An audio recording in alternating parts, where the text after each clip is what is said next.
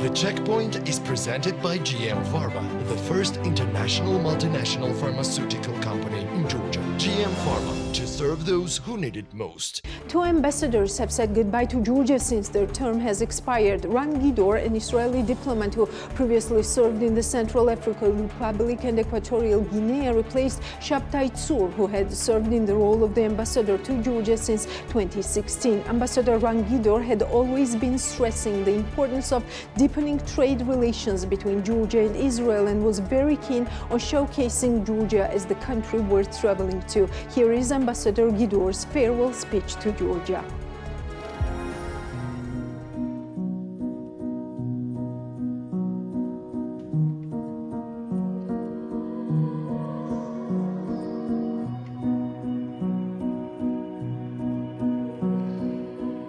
I first arrived in Tbilisi as a young diplomat in 1997. Of course, back then the situation was very difficult. There was hardly any electricity, water or heating. But even back then, it was impossible not to fall in love with Tbilisi and Georgia. I returned 20 years later as the ambassador of the State of Israel. And now the situation was drastically different, a different country altogether. Thank you so much to all the hundreds of Georgian people who welcomed my family and me into your hearts, your arms, your homes. We were touched by the experience of being here. I have a little daughter, Tbiliseli Gogo, who was born here. Her name is Emily, and she's a Georgian citizen. Now, sadly, after 2.5 years, it's time to say goodbye and go back to Israel. My family and I are grateful to all those wonderful Georgian friends that we've met here. We will never forget you, and we will miss you very much. And I hope that as many of you as possible will come and visit us in Israel. Didi Madloba.